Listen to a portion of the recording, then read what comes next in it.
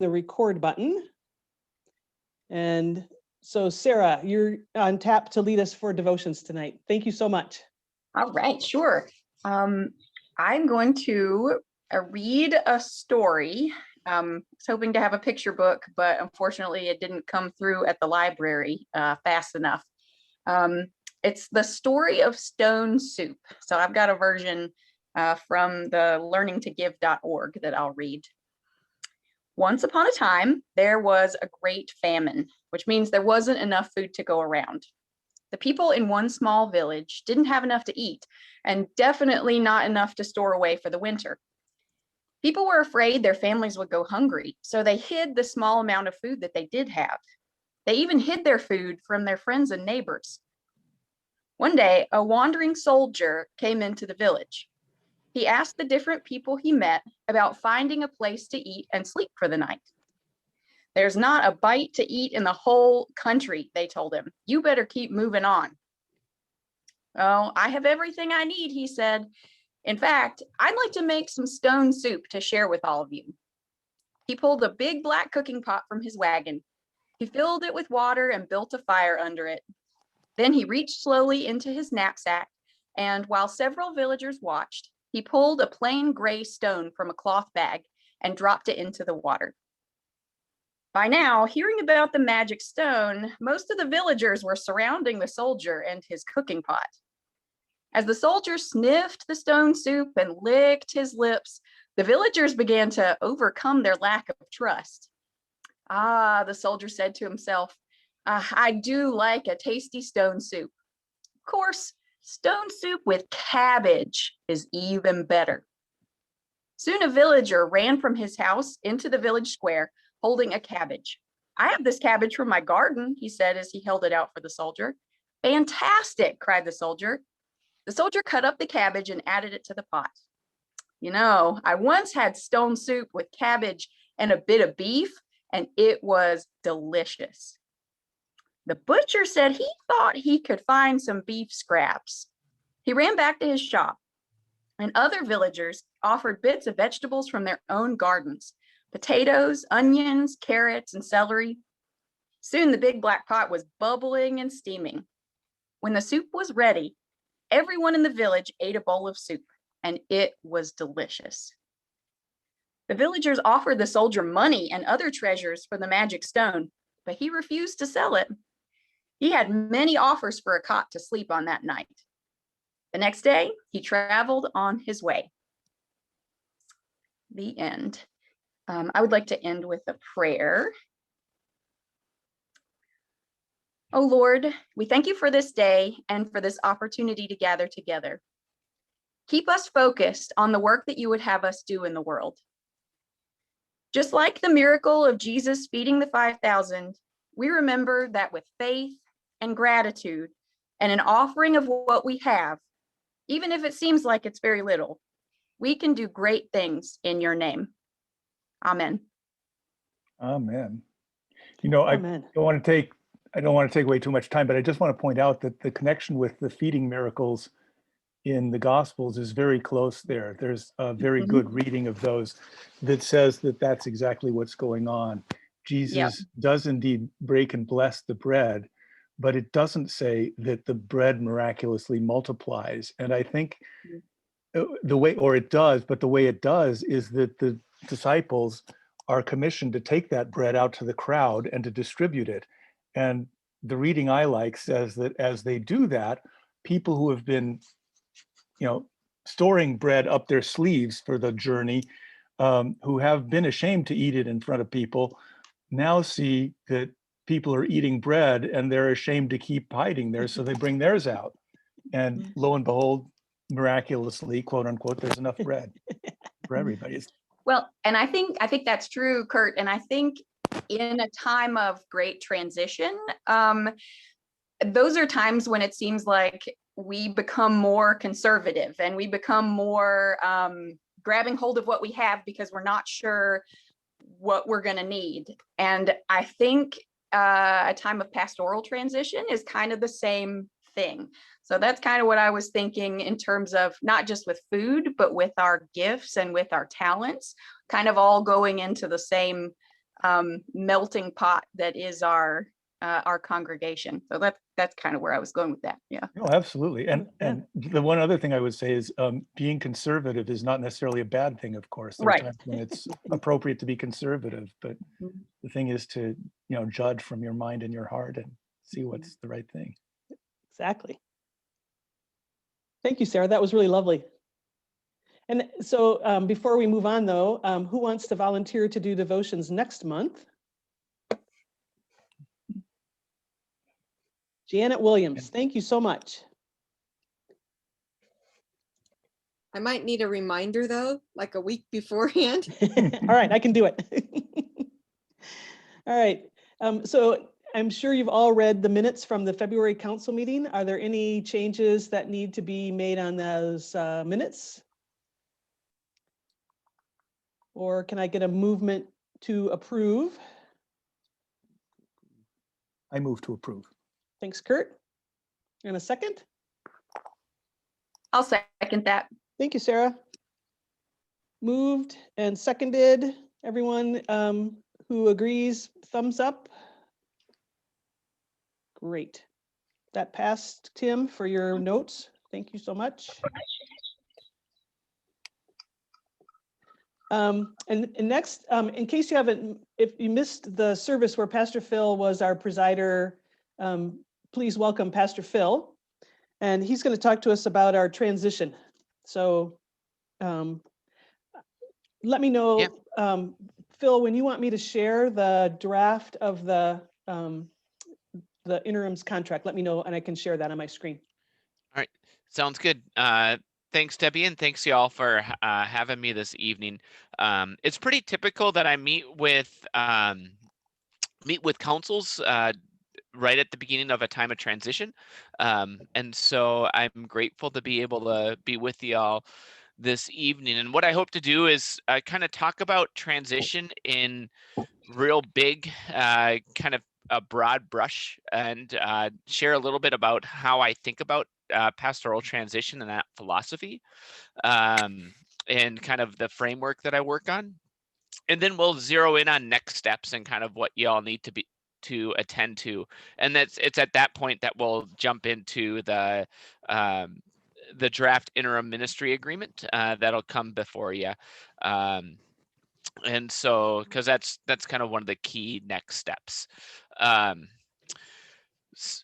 then if there's questions or anything, if you'd like any further clarification or anything like that, don't hesitate to jump in. You can wave your hand, or I have 3 kids that are running around the house most of the time. 2 of them are out of the house right now, but I'm used to being interrupted between the 3 kids, my wife, and the 2 dogs we have. And so don't feel bad about interrupting me either.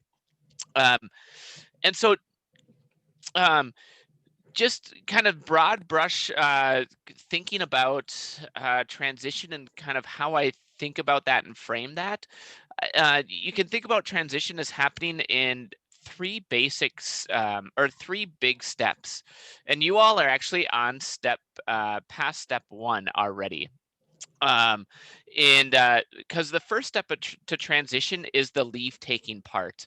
And when I was talking to some of you, I know Debbie and some others, and kind of planning the last final days of the month of January, what you want to do is you want to have the best goodbye possible given the circumstances that you're entering into transition.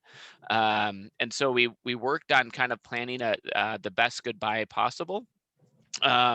With the early retirement of Pastor Dave and kind of the circumstances that led up to that, it was a little different than a typical goodbye, but that kind of that goodbye or that leave taking is the first step of transition. So it begins before a pastor's last day with the congregation, and that allows kind of closure to bring with the ministry. And that also helps open up the congregation for whatever is next. And so that's the first key part of transition, is kind of those final days of and final weeks time together before a pastor's last day. The second part of transition is where the most time is spent, and that's what and this is what, when people think about pastoral transition, this is where most people jump to. And you can the word I use to kind of encapsulate, or to capture this part of transition, is discernment. And so this is where, and again, this can be, there's kind of two subcategories to discernment. The first one is more of a self-reflective um, uh, and kind of an introspective piece to that discernment. So that's looking at questions of, who are we now as a congregation? What's going on in the community around us? So who are our neighbors? And given that, where might God be leading us? So where is the Spirit calling us? So it's kind of that introspective, that reflective stage. And then the second part of discernment is, that's where the call committee starts to get active and starting to have conversation with candidates. And that's really addressing the question and having discernment around, okay, given this is who we are, given this is what's going on in our community, given this is where we're sensing God pulling us and calling us, now who might God be calling to accompany us into that next phase of our life together as Emmanuel Lutheran? And so that's kind of the conversation with the different candidates. And so that's the discernment piece. Now, in that discernment piece, there's that's where the bulk of the work happens in transition, and it's important to in that kind of, especially in that to get as clear as possible on those kind of central questions about, who are we as a congregation? How do we function? What's working really well? What could we possibly shift? People that study congregations will tell you that during times of especially pastoral transition, but really any transition, it's when a congregational, the whole system is the most flexible. When in times when you're not going through a time of transition, the system gets a little bit more rigid. It's not impossible to change. It's just a little less flexible. And so there's an opportunity during times of transition that the system's a little bit more open to shifts and to move into better ways of functioning. And we are all people, and so none of us are perfect, and congregations are all made up of people, and there's no perfect congregation. So there's always ways to say, what's working well, and and then build upon those strengths, and what might we be able to what might we shift, and what could we improve as well.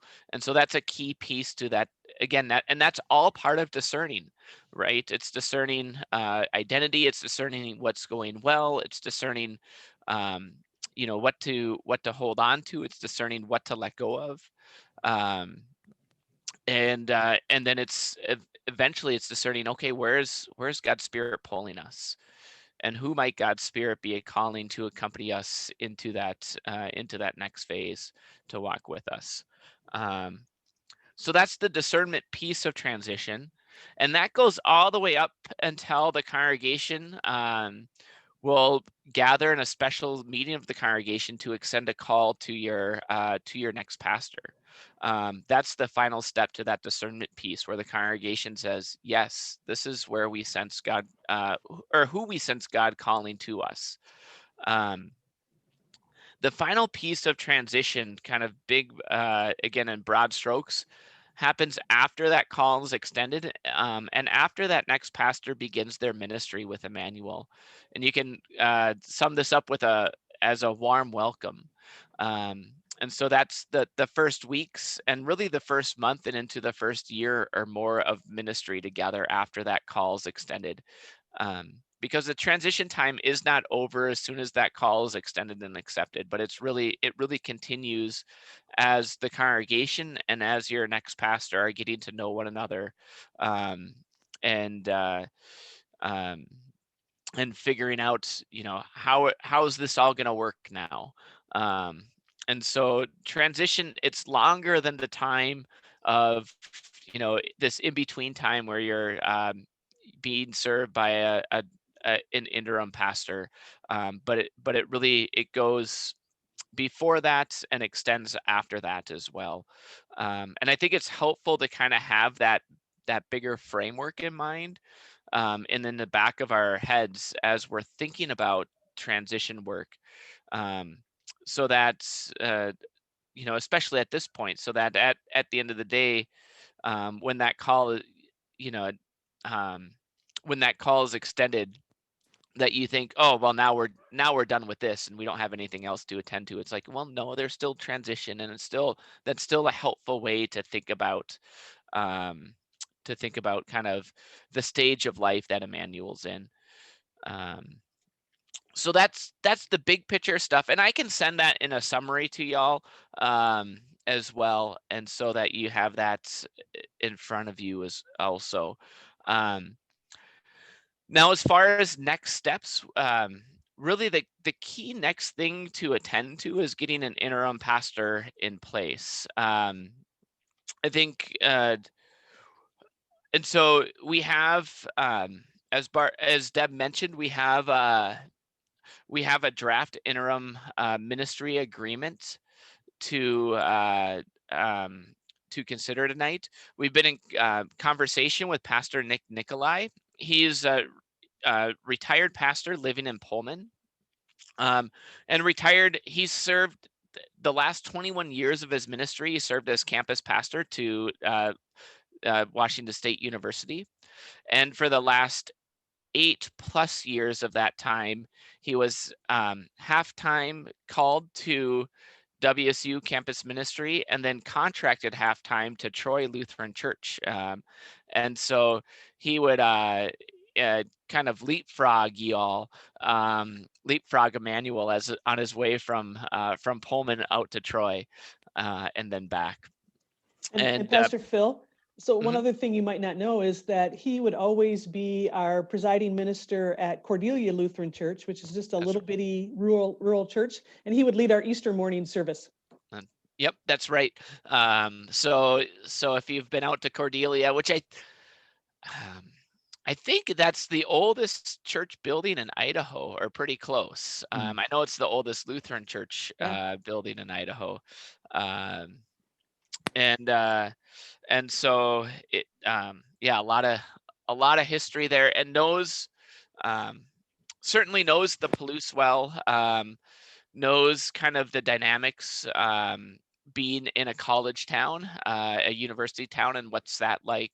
Um, and if you spend any time with Pastor Nick, you'll know he's just brings a very lively but calming presence about him.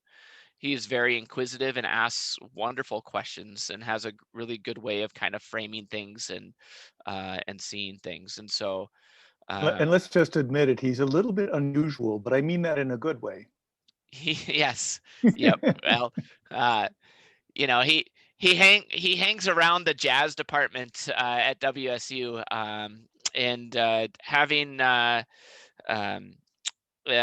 brother was a music major and married a music major, and is in he's a musician for his career for the first part of his life.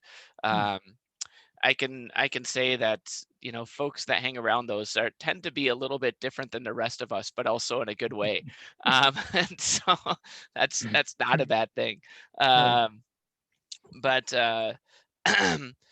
and so um, and so that's really right now, that's the most important next step, is to get that, to get this ministry agreements in place, and then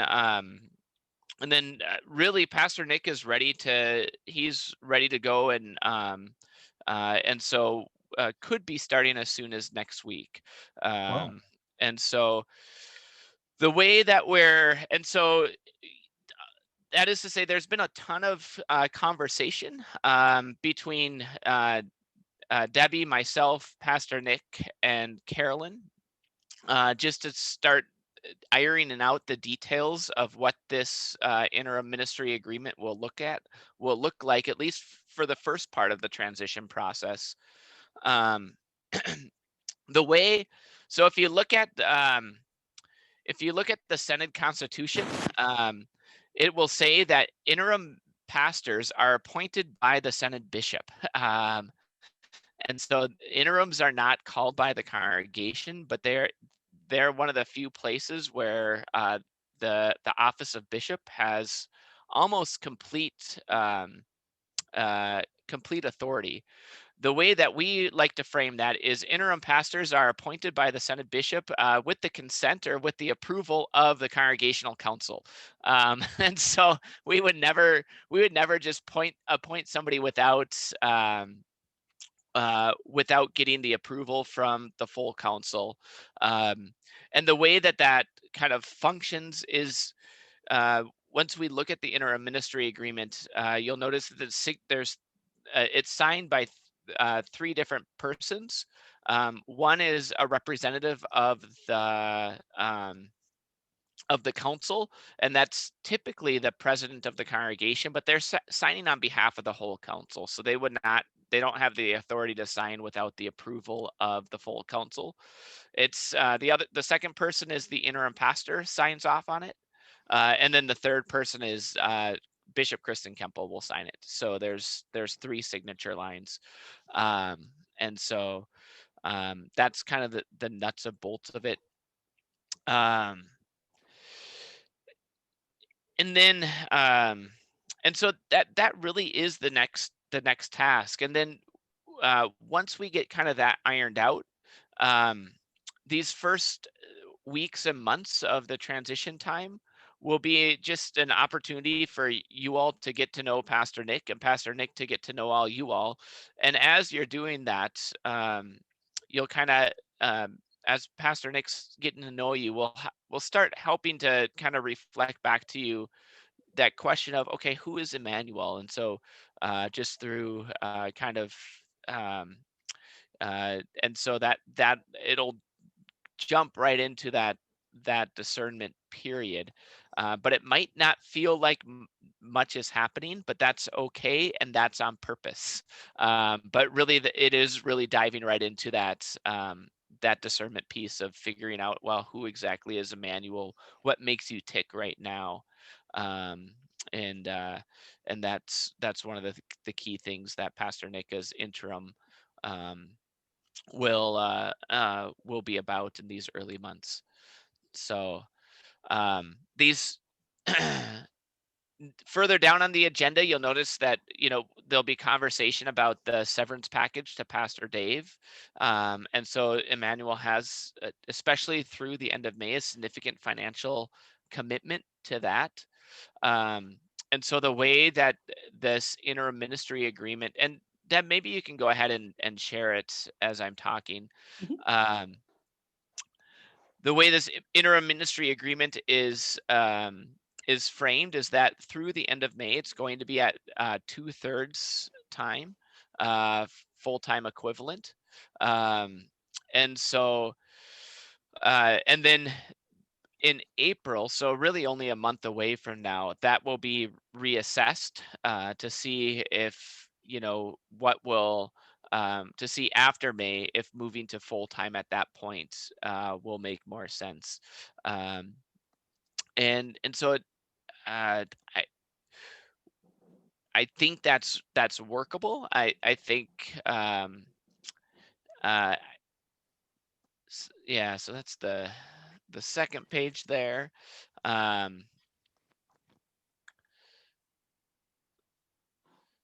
So yeah, here's the first page, and it's only a 2-page document. And so that first paragraph is just who this agreement is between. It's Emmanuel, Pastor Nick and the office of Bishop of the Northwest Intermountain Synod.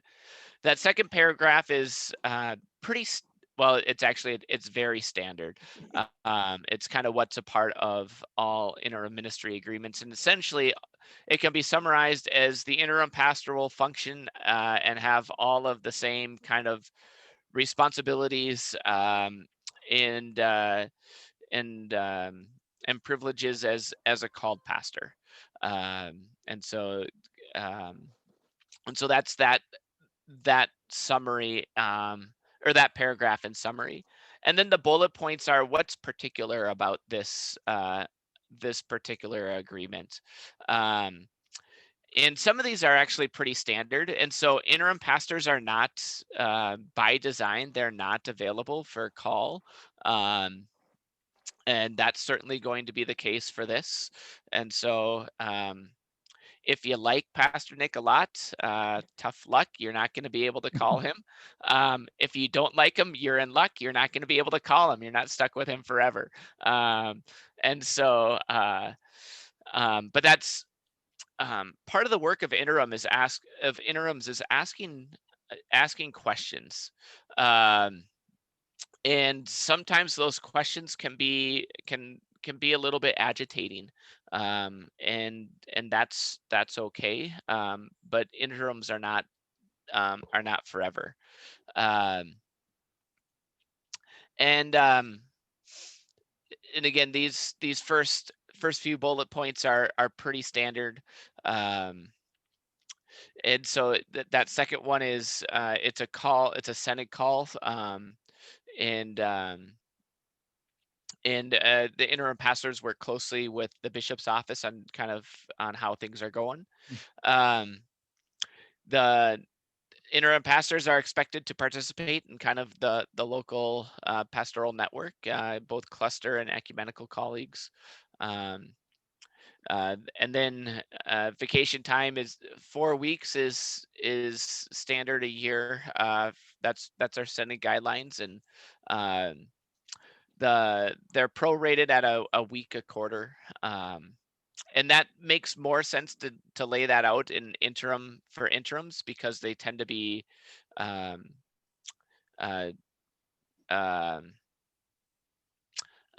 they tend to be a little bit shorter in duration. And so and then interim pastors, like a called pastor, are expected to participate in bishop's convocation and synod assembly, and that's at the expense of the congregation. And then here's where we get to the specifics on what this 2/3 time will look like, at least through the end of May. And so that's that. Well, I don't know, the bullet point a little bit more than halfway down. And then what that will look like, what that 3/4 time will look like, is in the office 3 days a week for a total of 7 hours a week. And regular office hours that'll be worked out with what makes most sense with the staff. And that was one of the priority in building this. We had the priorities that Debbie had some feedback from council members on, and one of the priorities was really to work with the staff and be present with the staff during the week. And so that will happen, but it won't happen on a full-time basis when it's a 3/4 time call. So that's the third to last bullet point. Pastor Nick will preach and preside for 3 Sundays a month. That means there's 1 Sunday a month that Emmanuel is going to need to either rely on a lay member to preside over, to lead worship, or to seek supply pastor to do that. And so those 3 are kind of what put some boundaries around that 3/4 time. Because it is important to know that that 2/3 time, not 3/4. You know, That 2/3 time means 2/3 time. Sometimes congregations will try to hedge their bets a little bit and say, "Oh, we'll we'll uh, we'll compensate at 2/3 time, but we'll really hope for 80% or 90% or one um, or full-time service." And um, one of the reasons why I'm okay and we're okay kind of moving forward with this is our trust in Pastor Nick and kind of his ability. He's very good about placing boundaries around his time, um, and kind of and so you you might you might bump up against that in these first few months, Mhm. and that's okay.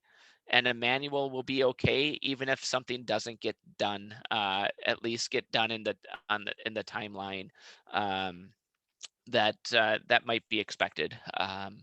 But it's important to be clear and upfront that the 2/3 means 2/3. Any questions about that aspect?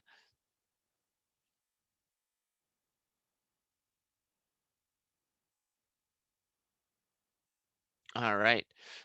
Deb, I think we can go down to the second page.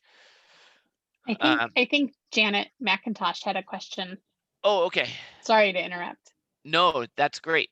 Go ahead, Janet. Thanks, Barb. I'm just was curious about the 7 hours a week, 3 Hmm. days a week for a total of 7 hours a week. Hmm. So you're not expecting him in the office very much. Not initially, nope. And so aga- kind of a rough. Let me get back to toggling screens here. Um, uh, and what I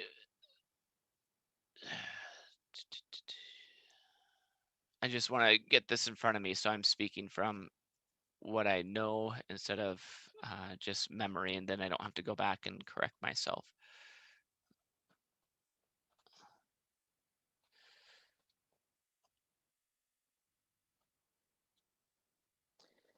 Janet, I couldn't quite hear your question. Could you repeat it for me? I was just asking about the 7 hours per week, and they're just not expecting him in the office very much. Mhm. Because 7 hours a week in the office is not much time. Just curious, Mhm. is he supposed to be out visiting Mhm. the other time, or that's Yep. like 2 hours a day, right? A little Yep. over 2 hours a day. Yep. And so kind of one of like one possible schedule that Pastor Nick floated was 10 to noon on Tuesdays and Thursdays and 9 to noon on Wednesdays. And then, so you're trying to add up kind of, okay, so 3/4 time would be, uh, about 20, it's 27 not hours? 27 hours a week. So there's 20 more hours. You can count on kind of, so Sunday's a pretty full day. And then on top of those office hours, there's different committee meetings in the evenings, council meetings kind of sporadically through the month, and things like that. And so there's that, and then there's the sermon prep time, and writing time, which is also significant, and then any visitations on top of that. And so 7 hours doesn't seem like a whole lot, but that's almost a quarter of kind of the whole, or well, it's um, yeah, a little bit more than a quarter of the whole kind of time that Pastor Nick has available to him. And so to have that a quarter of the time actually present in the office with all of the other responsibilities, I think that's pretty fair. And again, um, this will be at least through the end of May, and then can be kind of reevaluated. Um, so, And I but will yeah, say, oh, sorry. I was gonna say that's not a bad question, Janet. And I think that it's intentionally laid out that way so that again, the 2/3 time feels like 2/3 time. Um, Okay, thank you. And I will say that, we have a whole list on our agenda of all of these committees that we have, but none of them are really up and running yet. Mhm. For the last many years, our committee structure has been in dismal shape. And so this is like the first time we've really kind of tried to tackle, at least in the last couple of years, tackle Mhm. getting some committee structure back in action. And so it might be that Pastor Nick has time that he's not spending at committee meetings Mhm. and, Yep. and be able to shift that to office hours or something like that. Yep. Yeah. Yep. Typically these are pretty flexible. And you can see like that last bullet point, it's going to be reevaluated at least every 3 months. It can be reevaluated more frequently than that. And kind of, I think it's important to keep checking in at each council meeting at the very least with one another, what's working, what can be shifted, and things like that. And I have to say, it's a significant haul for us to do the severance package for Pastor Dave. And so our bookkeeper just did a quick assessment of our finances just before the meeting tonight. And, basically it's because we got the PPP loan, we're able to do this 2/3 time. But without that, as Carolyn said, we'd be hosed. So, it'll be a challenge for us to make sure that giving continues through this time that we're doing the severance package until the end of May. And then, and then I think, it's right, in April, we'll start thinking, okay, so we're coming to the end of this big piece of the severance package. Now, can we start thinking about having full time through the summer and, start up with whatever other programs we might want to have? Mhm. I hate to put words into Janet's mouth, but I think some of the concern here, and I saw that, Janet, and I thought kind of the same thing. 7 hours isn't very much, but my understanding is now that 7 hours is 7 hours dedicated to working with staff, not to prepare the sermon, not Right. to do the other work. So this is 7 hours of dedicated Yep. staff and Mhm. and congregation time. Is that a Yes. fair assessment? Yes. Yep. That's how, in my conversations with Pastor Nick, and kind of that's how that's been framed. And again, because kind of care for and interaction with the staff was such a huge priority for Emmanuel, that that office time was dedicated towards that. Thank you. I have a question. Yes. Are these 2/3 FTE time numbers projected off of the Synod guidelines for pastoral salaries, or off of what we paid our last pastor? They are a derivative from, I think they're pretty close to Senate guidelines. They're actually probably a little bit below that. They are taken from what Pastor Nick was compensated when he was serving WSU in Troy. And so that's kind of the figure that we went with. Great, thank you. Yep.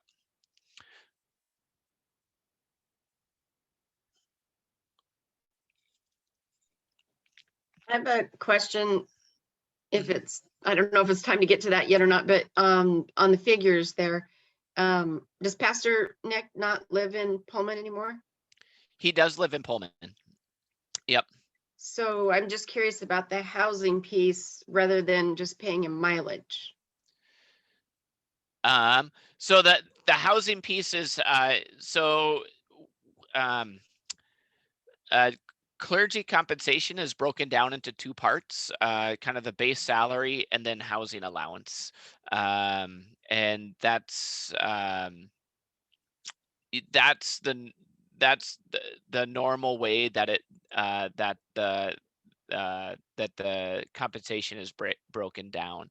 And there, so the reason And so congregations that do not provide housing for their pastoral staff, that they pay a housing allowance so that the pastors can have a place to live. Congregations that do provide housing for their clergy, which is typically in the form of a parsonage, then wouldn't have that piece. They would just have the salary portion. But yeah, so this is just a really normal way to structure clergy compensation. So mileage from a clergy's main residence to the congregation is typically not compensated, and certainly wouldn't be if a pastor was compensated for that mileage. They would have to actually pay income tax on that, because you cannot community miles are not cannot be counted as work miles, and so that's so if there's a thing up above, a bullet point about mileage reimbursement. Any reimbursable miles need to be from the place of work to and so that would be like if Pastor Nick is at Emmanuel and then drives to Gertman to do a hospital visit, or drives to somebody's home and does a home visit, then that would be reimbursable. But the mileage from a person's main residence to the main office is not not reimbursable. And if somebody is kind of compensated for that, then that counts as taxable income. Okay, thanks. Yeah, thank you for clarifying that, Pastor Phil. Yeah, because I know things were a little bit. I guess no is too strong of a word. I think things were a little bit different with Pastor Dave, and kind of how his compensation was set up. But I could be wrong with that. But I think there was something a little bit different with the mileage. I seem to remember that from the annual meeting that I hung out for after the service on the 21st. So.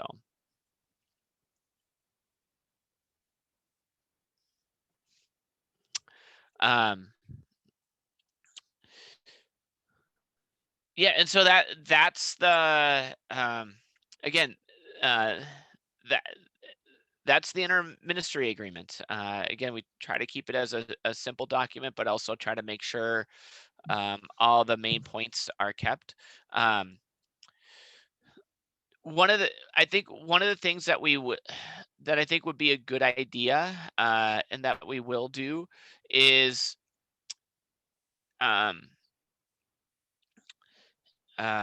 here I will is attach. And again, Debbie, did everybody have a chance to kind of see the final document that was the interim priority list from Emmanuel Lutheran that was kind of compiled at the end of February, or end of January, early February? They all had a chance to look at it and sent me their note that they approved it. Okay, so we will attach that document as kind of an addendum to this as well, just so that it's clear, like, these are the priorities, like this is what we want to focus on. And so I think that would be a good idea in this case, since you did that work of kind of listing out those priorities, just so that it's really clear as well. So those priorities, again,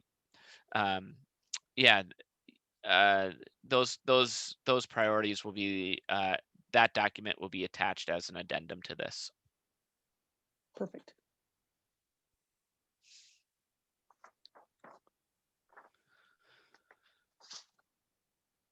So are you looking for a motion then, Debbie? Yeah, you read my mind. Well, I would move approval of this draft, whatever you're calling it. Interim ministry plan. Interim ministry plan. I second that motion. Thanks, Mark.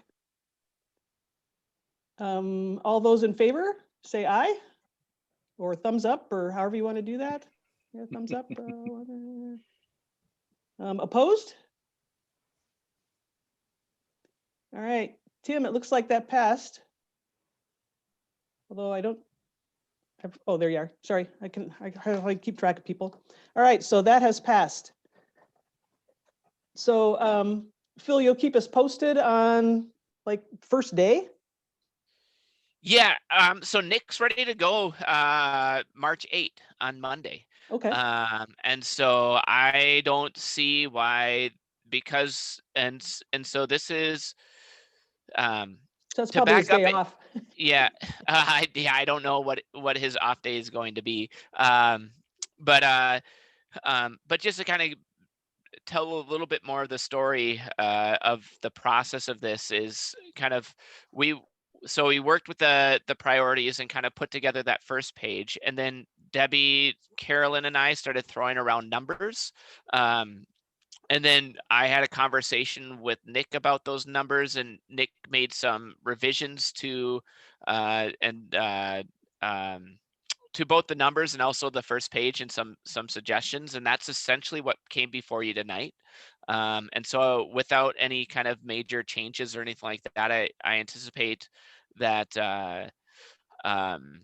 that Nick will start on the 8th. There's some logistical things we'll need to set up, and so for that let,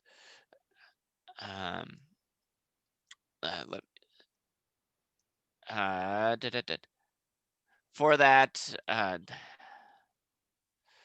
like for the pension, medical, dental numbers, we'll need to work with Portico on getting that set up so that can be paid directly to Portico. Nick's on the retired roster, so it works a little bit differently than it does for somebody on the active roster. And so, but I'll work with the bookkeeper and Carolyn and Deb and Portico on getting all of that kind of set up. That's the one. Everything else is pretty simple, but I'm sure there's get the W forms mixed up, but I think it's the W4 that you'll probably need to get, and that sort of thing, and we'll get all that in place. But really, things can start February 8th, and then we can work on getting the documents and all of that in place kind of as ministry's ramping up. So I think we're all pretty ready to go. And I would offer that, if he wants to get together with council next week, whoever's available could just, come and chat and kind of a get to know you session kind of thing. I'd be happy to set that up, whenever he's ready to get started with that. Yeah. Well, great.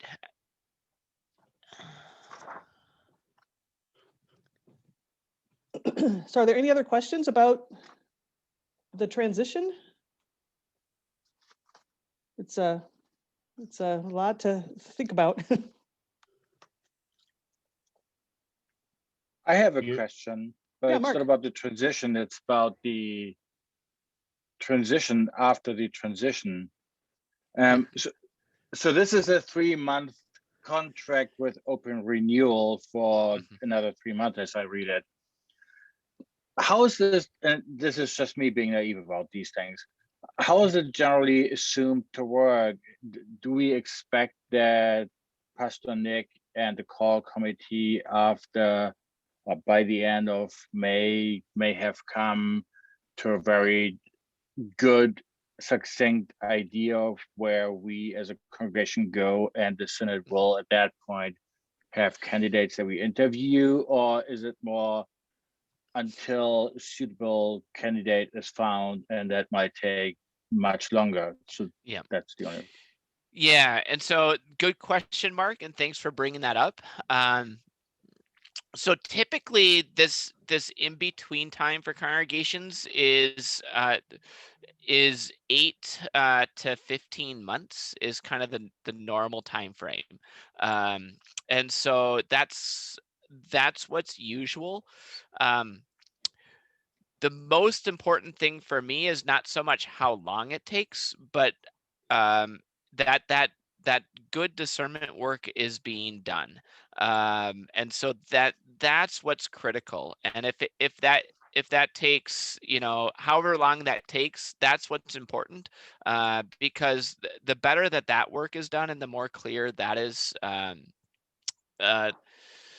um, the more clearly or the more thoughtfully that's attended to, that sets a congregation better, sets a congregation up better to extend a call to a pastor who's going to be with you for an extended period of time, so that you can kind of keep things stable, and really enter into this wherever Emmanuel goes next, from a position of strength.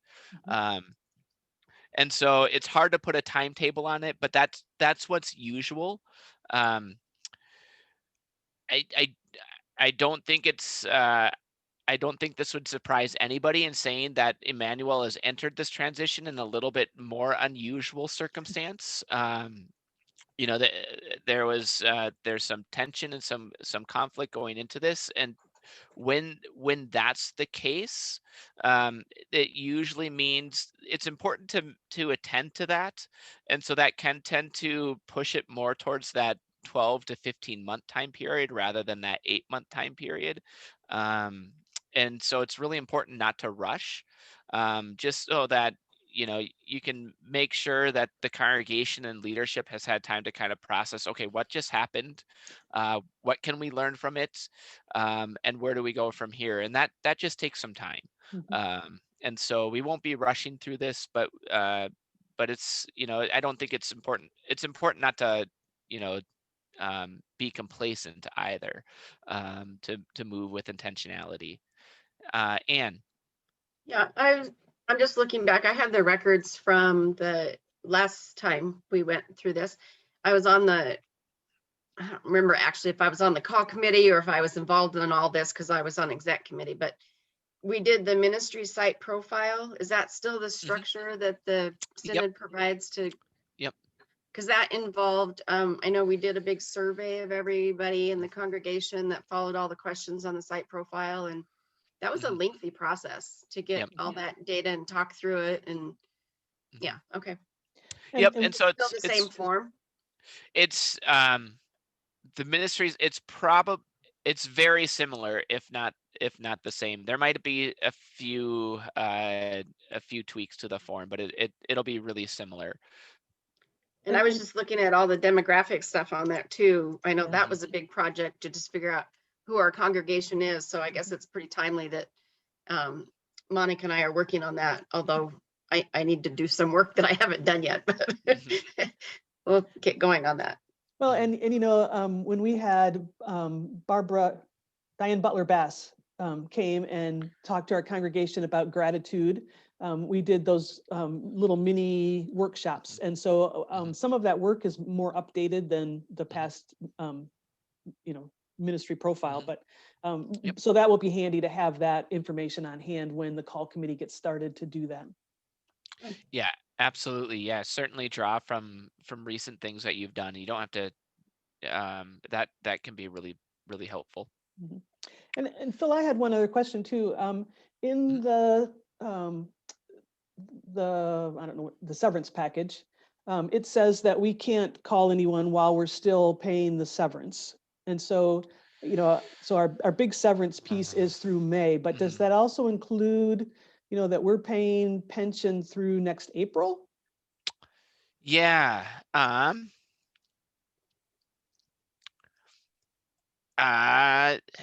That's a good question. Thanks. And I don't have an answer to that. Okay.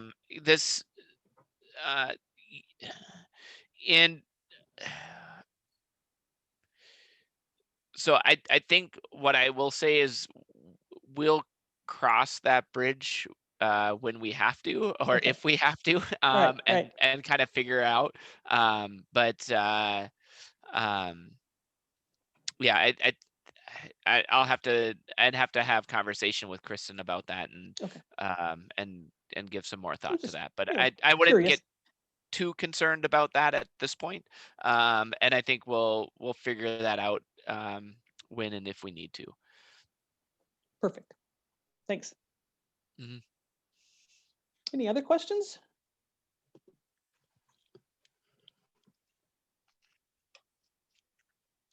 All right. Thanks so much, Pastor Phil. And you're welcome to stay if you want, but I know you have other things going on. So if you need to leave, you can do that as well. We won't be offended. All right. Yeah, I'll probably step away and let you all do your work. But again, what I will do is I will put my contact information in the chat, my email and my my cell number, and really don't hesitate to reach out to me if you have any questions or concerns.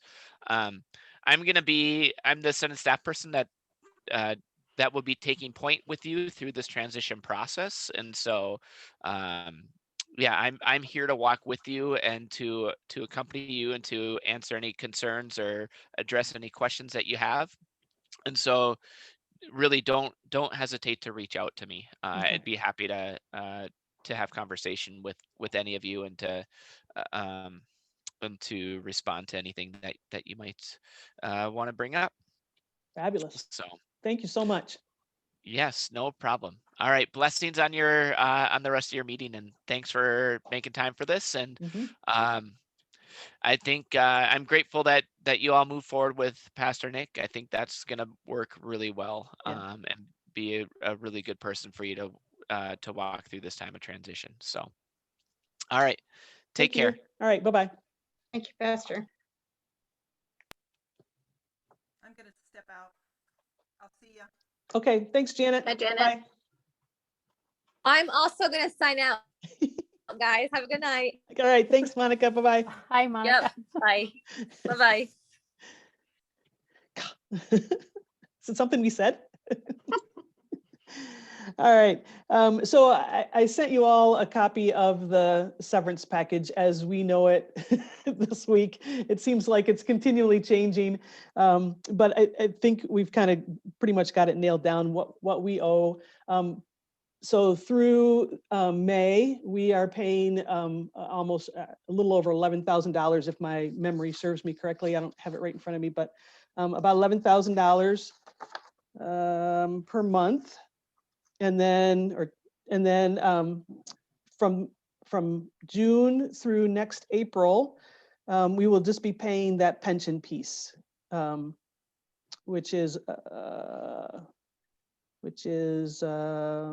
not, let's see, I guess I didn't add that up, but significantly less. And so, you know, that big pension piece is one of the main reasons why we just, you know, no matter how you run the numbers, we just don't really have enough in our budget to cover 2 pastors' full-time salaries through May. And so, you know, there's not much, we can't do anything about the severance package. And so we made the adjustments on how much time we had Pastor Nick. And so, yeah, if there's any questions, let me know. I think these numbers, Carolyn, correct me if I'm wrong, these numbers came from Mindy, like just this week? They came from Mindy, and I mean, I think they're solid. There's nothing to project. So excellent. So after we get done with the severance, which is all the salary stuff, then we move to the pension, and that'll be about $2,500 a month. So that'll go down significantly. And the salary or the severance package is everything that he was getting as of his last day. So I know some people are upset about the mileage. I mean, you're not alone. We're all upset about the mileage. That's what we signed. And the mileage was that strange thing that was put together. Yeah. And that was beyond, you know, that was done. I will say that was done in another time by a group of people who trusted what their pastor was telling them. Yeah. Yeah. And I'm just going to leave it there. Mm-hmm. So anyway, so we got the PPP, so we can do this. Yeah. Yeah. We're just not going to, I mean, And, and I just think that council will have to, we'll revisit this often, right? And so, in April, I think, oh, April's a long way off, but, it's just next month, right? And so when April comes around, by then Pastor Nick will have a chance to really get an idea of, what's working and what's not, and how much more time he could use, or maybe he doesn't need any more time. And it would be that time that council again can revisit, how much, in June, do we want to bump him up to full time, or do we want to wait till September, however that works out. So I think that's where we're at with that. Questions before we move on, Tim? Yeah. Yeah. So does that mean that if we decide that 2/3 time is sufficient for our needs, we can keep that ongoing for as long as we need to? I think so. So that conversation would have to take place with Janet and Monica and Nikki and Lisa, the staff people, and then and council as well. Yeah. And Pastor Nick. Yeah, of course. Yeah. I had a question too. Do I understand correctly that by April 22 we are done with all contributions to Pastor Dog's retirement, or is that continuing from No. there on out? No, because that was his actual planned retirement date. Oh, good. Yep, so we are done then. Mhm. No, 2022. 22. Yeah. Yeah. 22. Okay. Mhm. And Carolyn, I'm sorry, I skipped over the overall 2021 budget update. So if you want to take that away. Sure.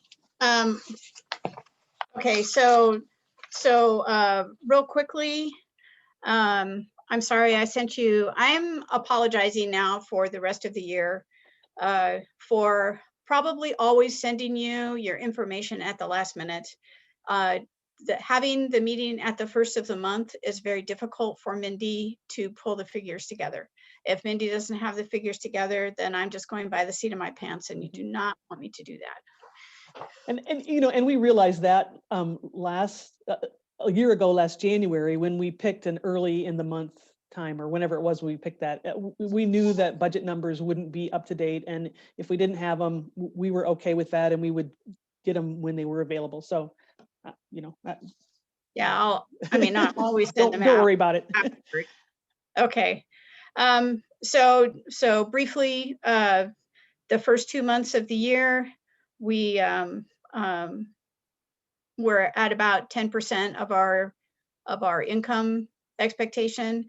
That's not unusual for January and February. Everybody's taking a Christmas rest, but March and April are generally better months because Easter usually occurs during that time. The good news is that expenses are on track. They should be about 16%, and they're at 15% of the budget. Our current balance is at US Bank is about $59,000. That is our portion of the PPP loan, and Mindy has already removed the portion that is going to the preschool. So we'll be able to chisel away at that money over the next 3 months. We currently owe $10,000 on our US Bank line of credit, and that's from last summer. We have a credit limit of $40,000. Mindy asked me, and I concur, to ask the council to consider using some of those PPP funds to pay off the line of credit, because if we pay off the line of credit, then we will have however many months we have without owing interest. And if we need to take money out of the line of credit again, we'll have saved that much money. So I don't think there needs to be a motion, but if everybody concurs, I'll tell her to go ahead and do that. Okay, great. Concurring. Thank you. Thank you. Can I ask a quick question, Carolyn? Oh, you bet. We have to spend that PPP money in very specific ways in order for it to be forgiven. just to verify, using it to pay off the line of credit, is that within the parameters so that we can get it forgiven, or are we turning it into a loan by doing this? No, we're not actually using the PPP money to pay off the line of credit. It's because we have the PPP money that we can use other money to pay off the line of credit. Thank you. So, That makes sense. We're yeah. changing the color of the money. Yeah, shifting things Yeah. around. I get it. Thank you. Right, right. And this time, we will probably be using some of the funding for the PPP loan. We used it all on salaries last time. This time we'll probably use some of it for utilities as well, which is also forgivable under the criteria. Tim. Sorry, Carolyn, I know I'm jumping ahead on the balance sheet here, but I can't help but notice the liability of the PPP loan still there. I thought that that was forgiven. Is this the liability for the stuff that we just received? Yes. Okay. Yeah, and that won't go off until we pay it. So we were, it was kind of stunning, guys. We were approved like on a Friday afternoon, and Friday evening, the money was in the bank account. And then we used our last check from Washington Trust Bank to write a check and transfer it over to US Bank with a small amount left in Washington Trust. So it was pretty efficient. So. Wow, I'm proud to say I work for the government. Too bad all the departments aren't that efficient. Well, they weren't that efficient the first time. There was a little bit of a learning curve. You also got in the attachments from me, the balance sheet that Tim was talking about, and then the February profit and loss report from Mindy. So. Any questions for Carolyn? So just to go over the profit loss report, if I'm reading it right, the far left is total 2020, the far right is total 2021, and the middle is current month. Did I send you the wrong thing? No, he has the other document open, the financial secretary's report, I think. Tim, is that what you have open? Right, the financial secretary's report. That's not the profit loss one? No, that's the other PDF. The profit and loss one is like a little QuickBooks looking thing like this. But let me tell you about the financial secretary's report real quick. So that is the information that Kathy Anderson collects as financial secretary for the congregation. It is supposed to mesh with what we have at US Bank, and it does pretty much. She has some criteria for things that we, like if you'll notice there, it says under MISC, there's the Moscow Food Bank. That's because it's not a fund that's actually set up by a manual. But in QuickBooks, that's called a pass-through. So, it's nickels and pennies, whatever. And so what that information from the financial secretary's report, where that comes from is our collection reports every week. So when the counters, which is currently Deb and me, when the counters count the money and fill out the collection report, that goes to Kathy, and she keeps track of all that. And that's where you get all of your tax information as well, when she sends you your tax reports at the end of the year. So to come back to Tim's question, so then the monthly giving is the month of February, and the right column is the total for 21. I hope so. I don't have it open. I'm really sorry. Yes. So can you explain the $75 and row 40? I was just kidding. Yeah, that's correct, Mark. That right-hand column is giving this year. Right? Yeah, I thought so. Yeah. Okay. Oh, that's right. Yeah, because she has a couple of years across there for comparison. And yeah, and that center column is just the month of February as I read this report. Yeah. Yes. It's coming back to me.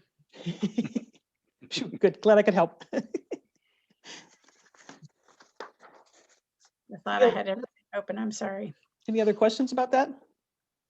One general question. So I guess we assume another stimulus bill to pass Congress. I know there's PPP included in that one too. So that we would be able to tap into again this year. Is that correct? Yes.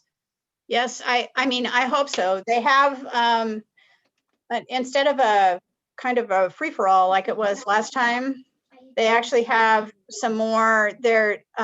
You know, there were a lot of people who did not get loans, who should have. And Yeah. so those people will be given priority. So there may not be enough money. But we certainly will more than qualify. So, and we'll give it a chance. And we,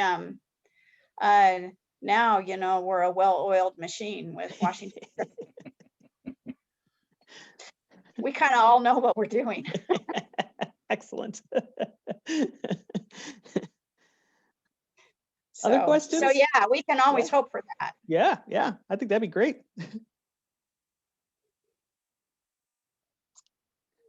All right, thanks, Carolyn. So Yeah, I'm thank gonna, you very much, Carolyn. Yep. I'm gonna move on to the mission task groups. I don't expect have anything to say, but we'll just tick them off and then you know, if you want to say something, you're more than welcome to. So we don't have anybody for outreach, so I'm going to skip that. But youth and family, is there anything that we need to know about from youth and family? Lisa passes on that the resurrection lint boxes are done and available to pick up. So if you haven't picked yours up yet, please do so. To recognize Janet Williams and thank her for doing deliveries of those. And then also that committee is working on doing additional outreach to the congregation for May Day. And those specifics are yet to be determined, but I'll bring them at our next meeting. Great. Mark, anything for stewardship? You're mute. No, I'm unmuted. No, nothing. Though I will say that I saw Monica's fantastic invitation today that she sent out for the Lord's Committee, and I intend to do something just like that before the end of this week. Great. What? Today's Thursday. No, let's make it early next week, but it will come out. Thank you. Worship and music, Sarah? I don't have anything else to add. Okay, Janet, campus ministry? No, it's like, what happened to February? I know, right? Parish Ed. So I do want to let you know that Jody Brooker has taken on the task. If you've been at church, you've seen that she's done a little story at the end of service. So she's taking on a little piece of Parish Ed to start with.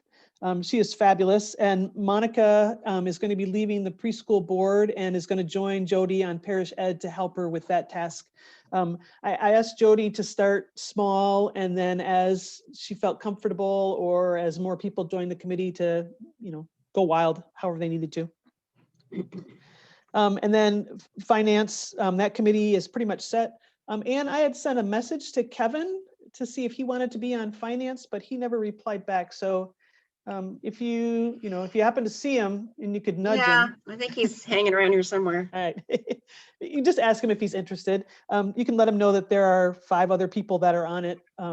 Just, you know, since he was past treasurer, I figured, you know, maybe he'd want to be involved a little bit.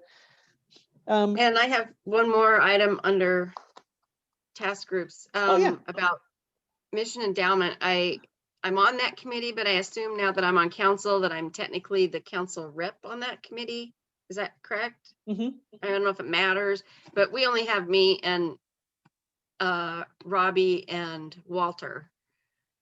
Oh, So we could use a yeah, so those are another usually body. nominated in the fall through the nominating committee. You know, I don't know if you want to limp along until fall.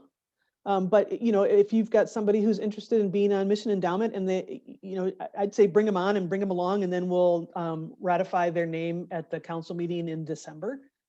I don't think that's a problem. You know, usually, you know, in the past, there's been a couple. You could ask Charlene Olson if she wants to be on it again. She was kind of sad to leave after her time was up, so she might be interested. I mean, hard to know because she's out of town a lot, but she's really involved when she's in town, so she'd be a good one. Okay. Thanks. And she's really good with Zoom. So if you're meeting on Zoom, she'll meet you from wherever she's at. Oh, good. That's a good point. Yeah. Yeah, who cares now? All right. Anything else on task groups? All right. Ann and Barb, you guys were working on Monica's job description. What do you know? We had a good call today with her, and we reassured her over and over that our whole intention here is to make sure that she's being treated fairly.